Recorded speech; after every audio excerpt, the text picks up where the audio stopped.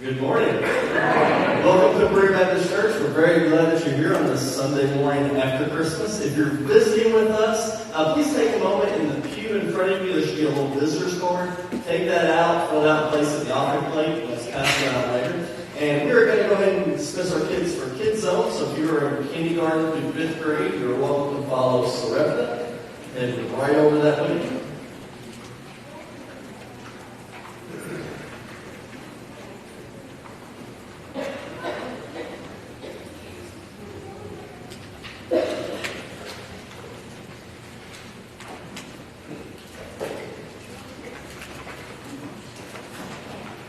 And let's continue our worship with the word of prayer. Let's pray. Father, we thank you so much for this great time of year where we can celebrate the birth of your Son. We thank you so much that you decided to send your Son to become flesh, to become one of us, down on the cross for our sins. So, Father, as we celebrate this time of year, for a lot of us, this is a joyful occasion to gather together with family and friends and celebrate. But there are many others of us who struggle during this time of year. We've lost loved ones, or we're not with our family, or different struggles or circumstances that are taking place. Father, we ask that you give us your strength, give us your hope and your peace during this time of year. Father, this morning, help us to put everything aside except for our worship of you. Because you are the one who is worthy of that worship. May you receive all honor and glory, Father. May we free ourselves of all the distractions of who we're sitting by and what's going on around us. And just focus on worshiping you this morning. May we change our lives to follow you and listen to you. So, Father, as we worship you this morning, we hope our worship is pleasing to you. In Jesus' name we pray. Amen.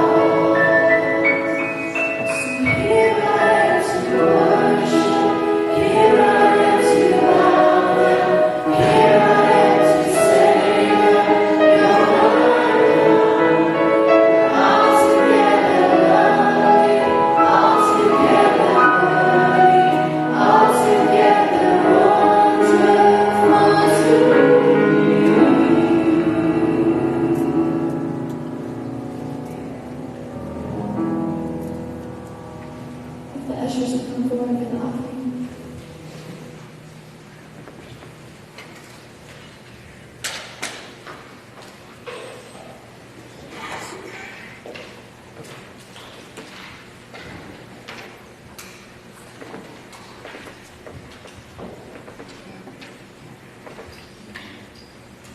Let us pray. Dear Heavenly Father, we thank you for blessing us with your house tonight, Lord. We thank you for your Son, Lord, and for Christmas, and for all the family living together. Lord, we ask that those that are traveling and bless them and make a safe. We ask that you take these times and offerings, Lord, and bless them and brothers back in the same gracious name. Amen.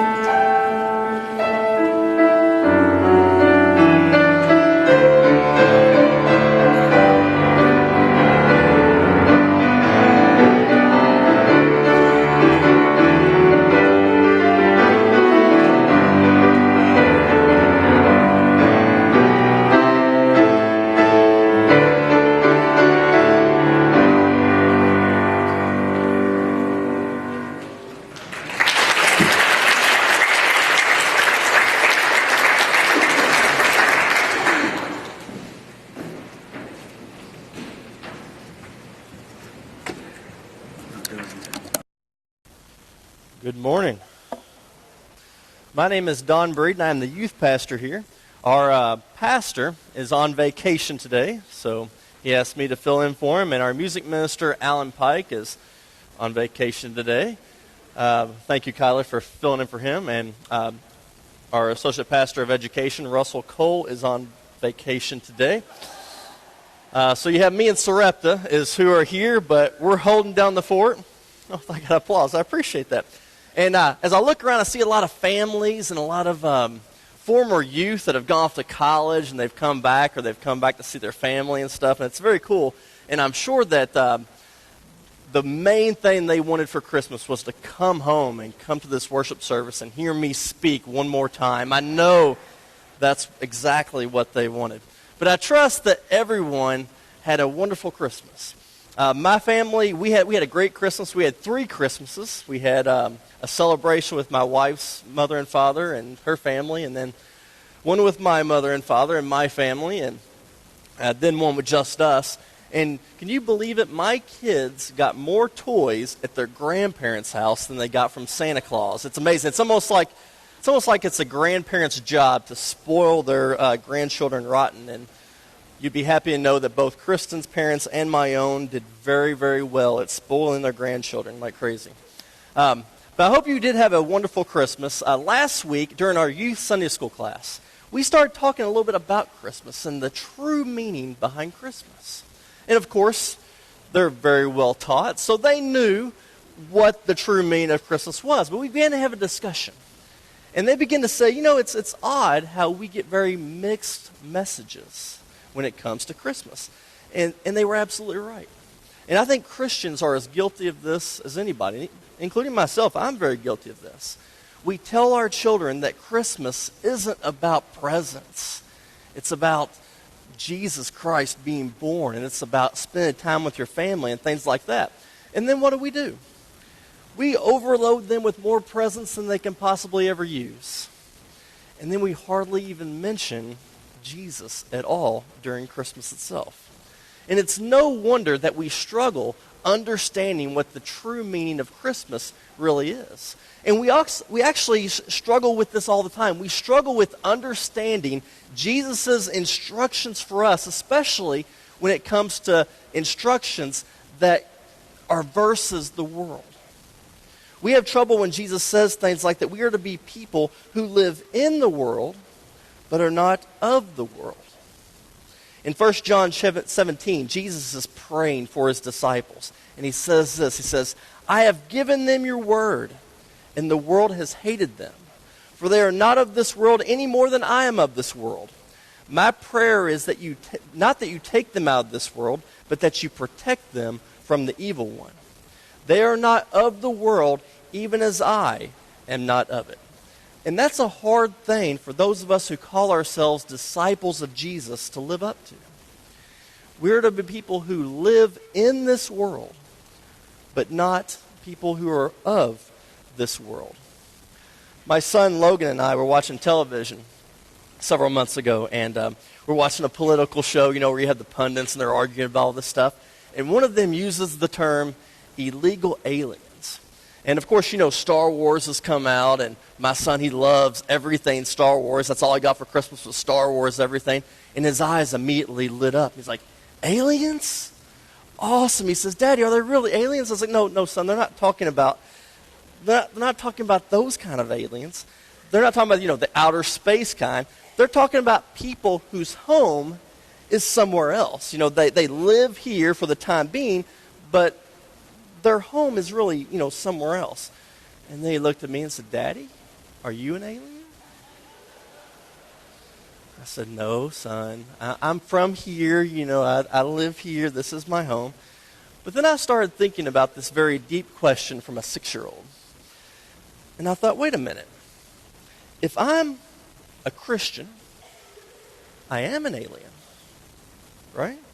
If you claim to be a Christian, what you're really claiming is that you are an alien. You're claiming that you are someone who is not from here. Peter used this exact same language when he was describing the followers of Christ. In 1 Peter 2:11, he says, I urge you as aliens and strangers in this world to abstain from sinful desires which war against your soul. We are people that live here. We're supposed to be people that live in the world, but not of the world. You live here, we're talking about earth. You live on earth, but guess what? Someday you won't. Someday your life is going to come to an end. Then guess what? You go to your eternal home. This is the place where you're going to spend eternity, where you're only a citizen here for a while. You're only going to be here for a very brief time, but you're going to be with God for eternity. That's what being a Christian is. That's what you believe has happened to you when you're a Christian. Your time on earth, you are just a resident alien. So we are resident aliens living here on this earth, and while we're living here, we look at the life that we have and we look at everything around us in our culture, and we know that it takes practice and it takes skill and discipline and great courage to live in this world and not be consumed by it. Some people look at that and they think, it's easy not to be consumed by the world. Piece of cake. You just simply reject everything. Let's go live in a monastery. Let's not have any secular friends at all. Let's not listen to secular music. Don't go to work. Just hang around and not talk to anyone who doesn't think exactly like I do. All of us, why don't we all just live together in a cave and then we can just share scripture verses with each other all day long until the world ends, right? And that's what should happen. But that is not at all what Scripture tells us to do. So how do we artfully, thoughtfully live in this world without being standoffish? And dare I say, even with a little bit of personality, and live a stand-up life of courage when everything around us tells us to give in? Well, this morning I would like for us to look at the book of Daniel, where it's going to be a great model of this for us. So please, if you have your Bible with you, you can turn to the book of Daniel. If you don't have one, you can look it up on the screen, or you can grab one in the pew in front of you. There's Bibles down there. It's on page 624 in your pew Bible. On page 737 on my Bible. That doesn't help you at all. That's okay. We're actually going to read the entire first chapter of the book of Daniel. So please, if you have a Bible, follow along up on the screens. In the 3rd year of the reign of Jehoiakim, king of Judah, Nebuchadnezzar, king of Babylon, came to Jerusalem and besieged it. And the Lord delivered Jehoiakim, king of Judah, into his hand, along with some of the articles from the temple of God. These he carried off to the temple of his God in Babylonia, and put in the treasure house of his God. Then the king ordered Ashpenaz, chief of his court officials, to bring in some of the Israelites from the royal family and the nobility, young men without any physical defect, handsome, showing aptitude for every kind of learning, well-informed, quick to understand, and qualified to serve in the king's palace.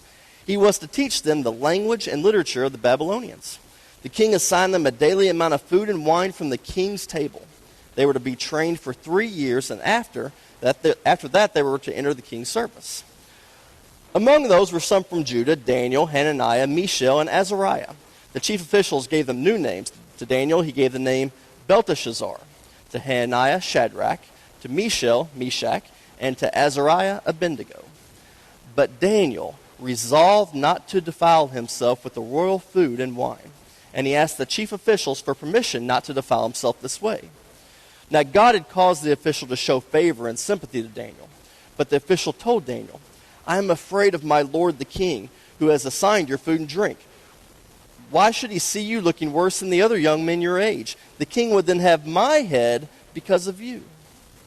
Daniel then said to the guard whom the chief official had appointed over Daniel, Hananiah, Mishael, and Azariah, "Please test your servants for 10 days. Give us nothing but vegetables to eat and water to drink. Then compare our appearance with that of the young men who eat the royal food, and treat your servants in accordance with what you see." So he agreed to this and tested them for 10 days. At the end of the 10 days, they looked healthier and better nourished than any of the young men who ate the royal food. So the guard took away their choice food and the wine they were to drink and gave them vegetables instead. To these 4 young men, God gave knowledge and understanding of all kinds of literature and learning, and Daniel could understand visions and dreams of all kinds. At the end of the time set by the king to bring them in, the chief official presented them to Nebuchadnezzar. The king talked with them, and he found none equal to Daniel, Hananiah, Mishael, and Azariah. So they entered the king's service. In every manner of wisdom and understanding about which the king questioned them, he found them 10 times better than all the magicians and enchanters in his whole kingdom. And Daniel remained there until the 1st year of King Cyrus. Now, when we look at this passage, we actually know a lot about this passage historically. We know when Nebuchadnezzar was king. We know when Cyrus was king. And we know that the Babylonians, they sacked Jerusalem. And so we know all this information. And most scholars, when they look at this, they look at Daniel and they think Daniel was probably about 16 years old. Daniel was a high school student. He was a teenager. We also know through history that Israel all the time did terrible things. You know, these are God's people, but for whatever reason, they experimented with evil, and God lets them get taken over, and it happens over and over in Scripture. And here, we have another instance where God allows them to be taken over. It says by the Lord's hand that they were taken over by Babylonia. So the Babylonians, they sieged Jerusalem 3 times. The first time they sieged it, they took only the highest level of people, the cream of the crop, the very top. The second siege of Jerusalem, they came in, they took about 10,000 people back to Babylonia with them. The third time, they didn't bother taking anybody. They just came in and looted and burned the entire city. And we know that Daniel was a product of that very first siege. He is one of the top people in Jerusalem. He's a teenager, a high school student. He's like the straight A student, right? They wanted people from a good family. They wanted young men without physical defects, handsome, showing aptitude for every kind of learning, well-informed, quick to understand, qualified to serve in the king's palace. They're looking for the cream of the crop. They're looking for that four-sport athlete type of kid, right? So Daniel is one of those kids, one of those teenagers. And, he's at home. He's doing his homework, probably working on a project that's not due for 3 months from now, but he's working on it now because he's that good of a student. He's there studying when suddenly the Babylonians come. And they kick in the door and they grab him and they pull him away from his family. And they're just too powerful. There's nothing there. There's just too many of them. They can't possibly fight them off. And they take him away from his parents and his home, and he's being carted off. And while he's being carted off, he sees, he probably sees some of his friends who he knows, and he meets up with, in the honors program with him, or they're in the chess team with him type of thing. And all these guys are marched 700 miles to Babylon. And I can imagine that they meet up at some point, and they ask each other, what are they going to do with us? They've captured us, tore us from our homes. What's going to happen to us? And these are pretty smart guys. So they know what's going to happen. They say, well, more than likely what's going to happen is they're going to torture us, and then they're going to end up killing us. And all the guys are probably in agreement, yeah, that's probably what's going to happen. So they march 700 miles. But when they get there to Babylon, they're not tortured. The Babylonians don't torture them. Instead, they treat them like royalty. They show them their rooms, and it's like the finest boarding school in the whole world. And these guys can't believe it. All of a sudden, they have the best teachers. They're getting the best education. They have a tennis court out back. And they tell them, you're being groomed for service. And if you work hard and you play your cards right, you're going to end up with a great job. In fact, it's the greatest job ever. It's working for the king. You're going to have the best salary of anyone in this entire world. You're going to have all the best perks. They tell them your future's looking bright. It's a good thing that you finally got out of that dump of Jerusalem, because your new life is here. Your ship has arrived. You're one of the luckiest students in the entire world. Success is being laid at your doorstep. Congratulations, kid. You're being handed a winning lottery ticket. Pretty awesome, right? They're in a great situation, but like everything else, his new fortunes come with a lot of pressures. Notice some of the pressures that he faces. He's facing the pressure of a change in his location, a change in where he's going to live. A 16-year-old boy taken from his home, now living in a brand new place. When you go to a new place, it's hard. It is, you want to be liked, you want to be popular, you want to get involved and everything, but it's also very tempting because, no one knows you. You could do something totally wrong and nobody knows your parents and can tell on you, or no one knows your family and can make sure they know what's going on. And I wonder if this isn't one of the reasons that so many college students struggle when they move away from home. They're granted a certain anonymity, and they can do whatever they want to do. And they feel that pressure for the very first time. You can be who you really want to be, and that's a very new kind of pressure. Daniel's a 16-year-old boy experiencing this and having to deal with this pressure. He can't call mom and dad. There is no Skype. He is completely on his own. He has to decide who he's going to be. He no longer has to believe what his parents taught him to believe. He can do whatever he wants to do. And there's a real pressure there. Even those of us that aren't students anymore, even as adults, we can relate to this a little bit, right? Especially those of us who travel for a living.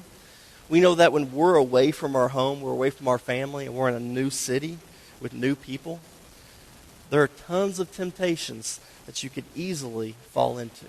A ton of temptations that could easily trap you, and no one would ever know about them.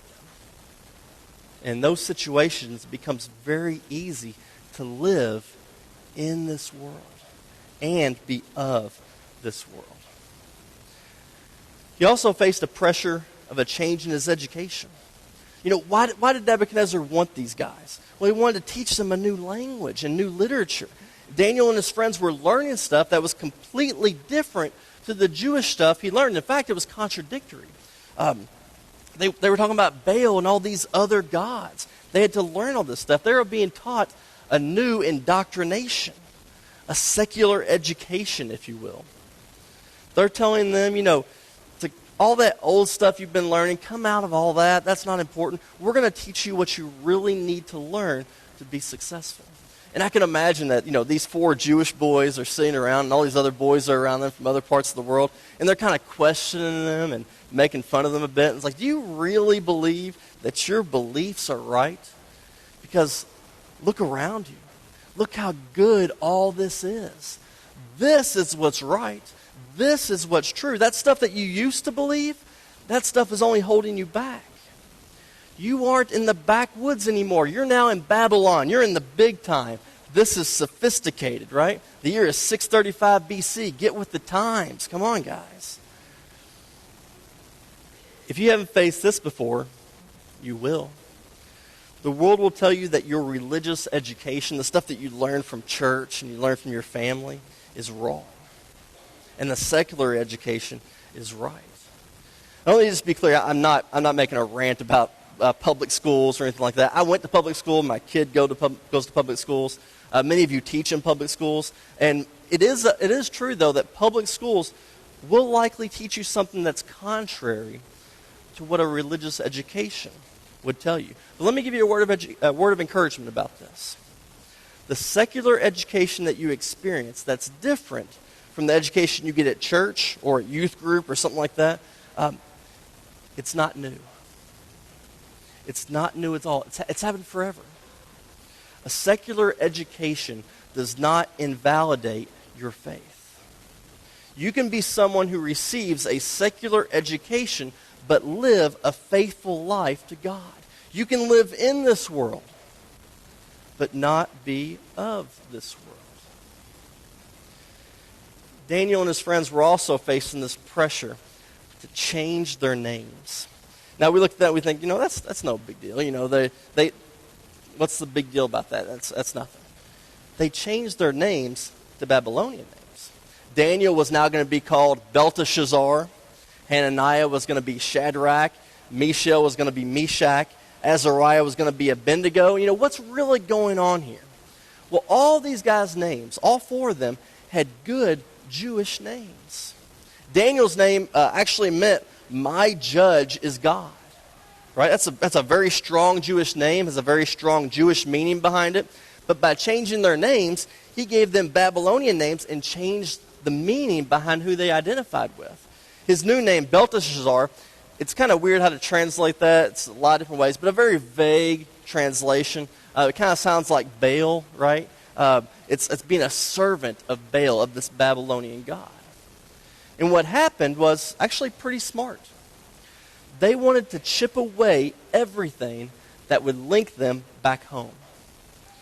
He wanted them to be Jewish boys. Sure, you couldn't change that. Be Jewish boys, but be completely Babylonian in their thinking. They could be Jewish boys on the inside, but on the outside, they would be completely Babylonian. They may be God's people, but their lives would be marked by absolutely no difference in the secular world.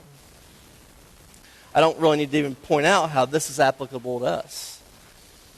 Satan wants Christians who are Christians in name only.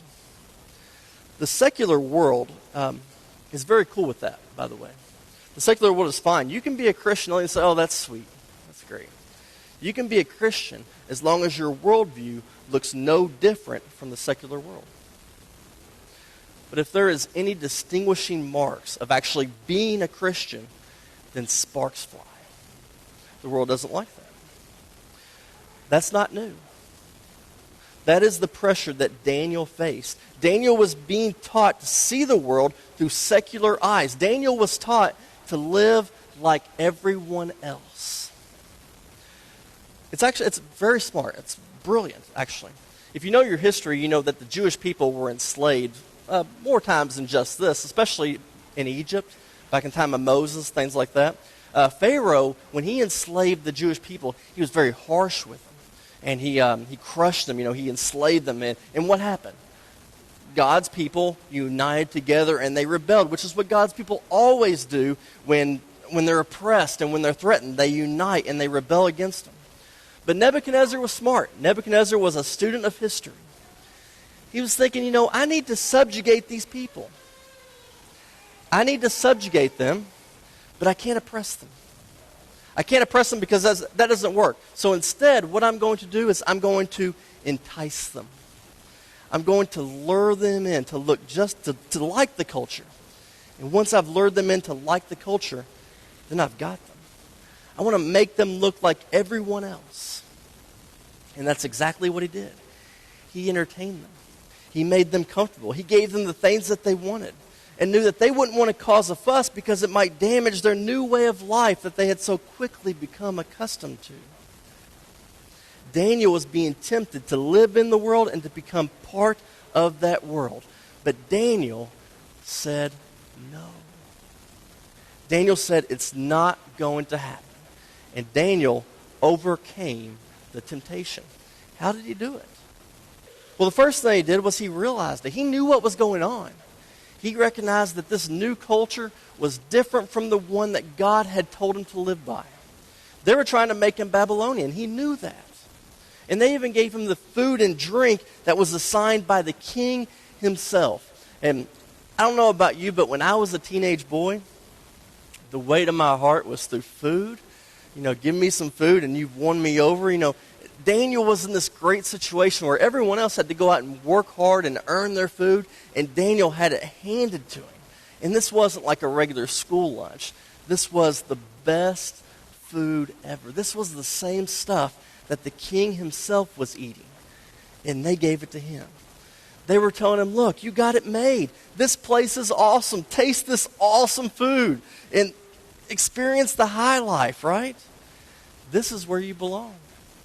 This is success. It is yours. Take it.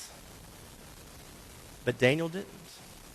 The Bible says that he resolved. He resolved not to defile himself with the royal food and wine. What's up with food and wine? Why is that such a big deal?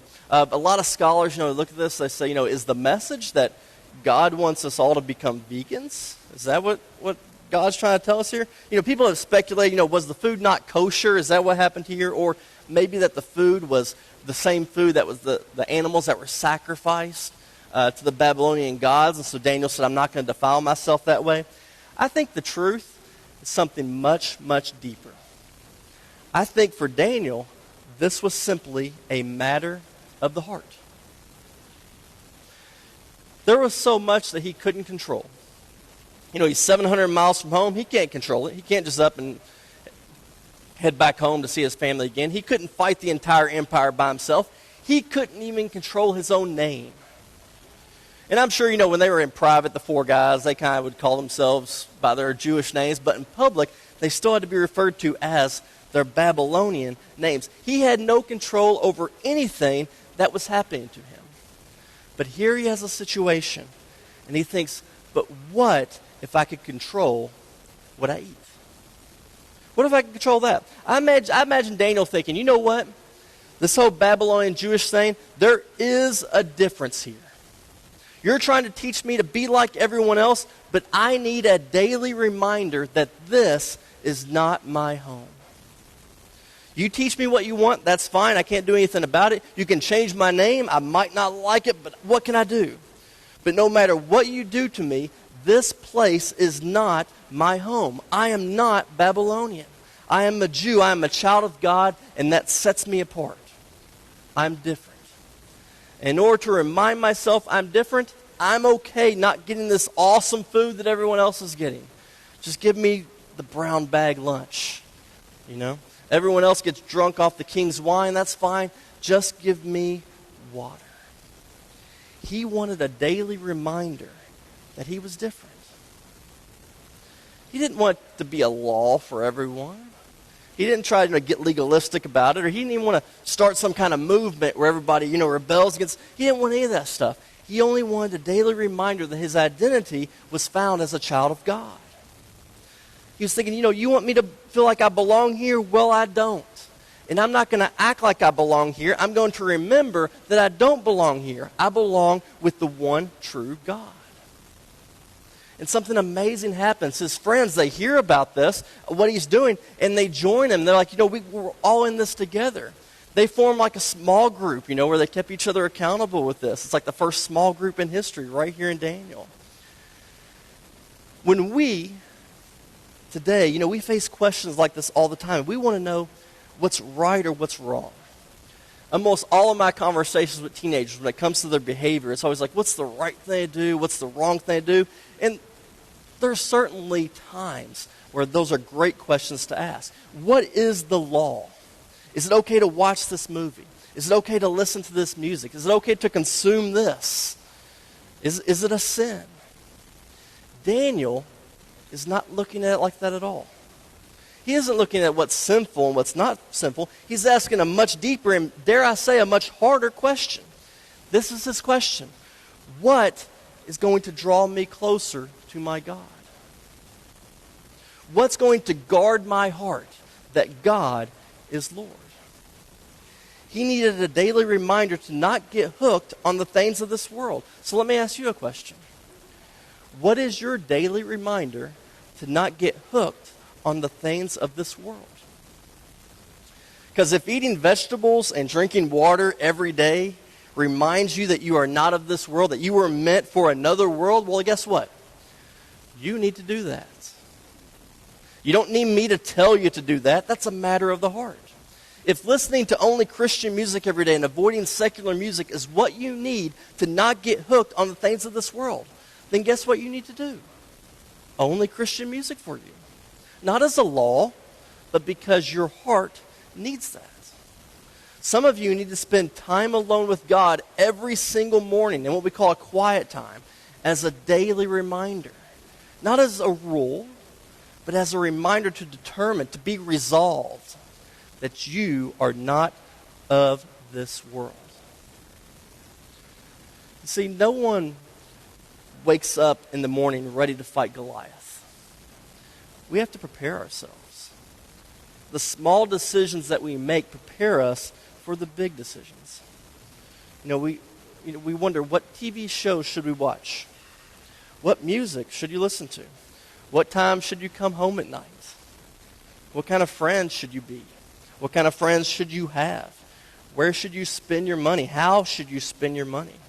Everyone always makes everything so black and white, and some things definitely are, but everything is do this or don't do that.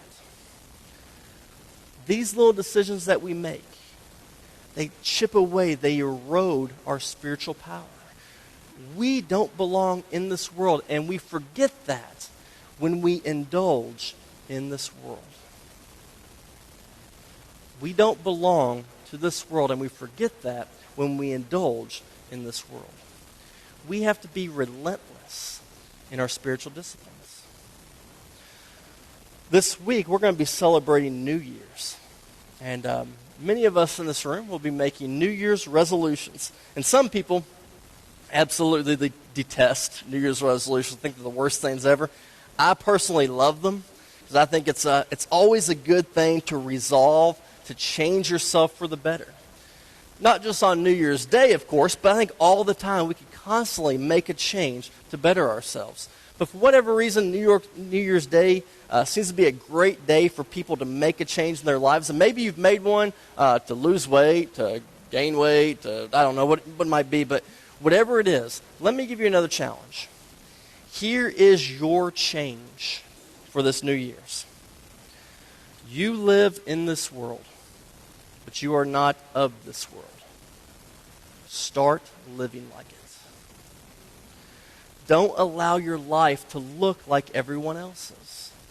Don't allow yourself to get so comfortable, so ingrained in this world that you forget your true identity as a child of God. Find something in your life that you will not be defiled by. Find something in your life that you will not be defiled by. Find something that will set you apart, that you will commit to living your life with a reminder that this world is not your home. Read your Bible every day. Commit to a life group.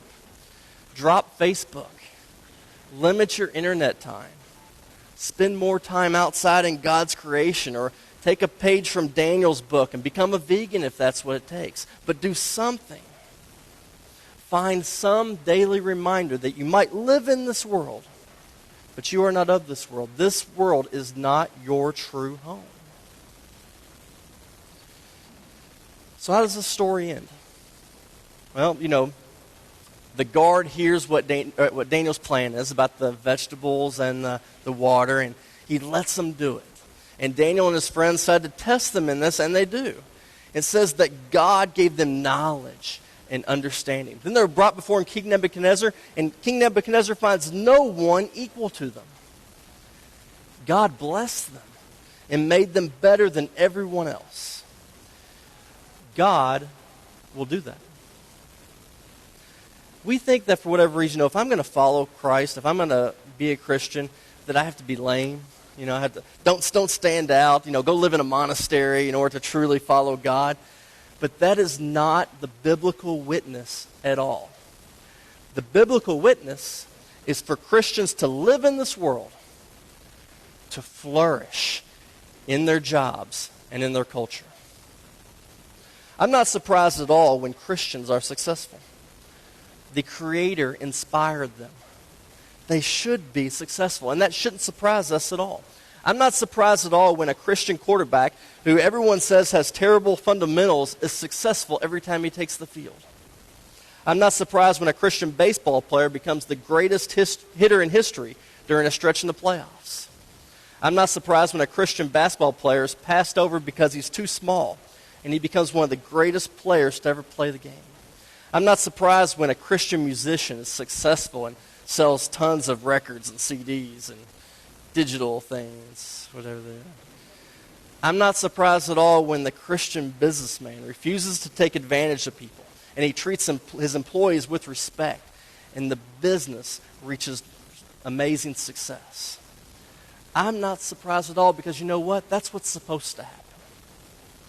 And I'm not talking about God just blessing you because somehow you are entitled to God's blessing as a Christian. No, not at all. God's blessings give glory back to God. That's the biblical witness. We are to live in this world, to flourish in this world, but not be consumed by it. And give what glory we have over to God. And always remember and remind ourselves that this world is not our true home. This morning, it is my challenge to you that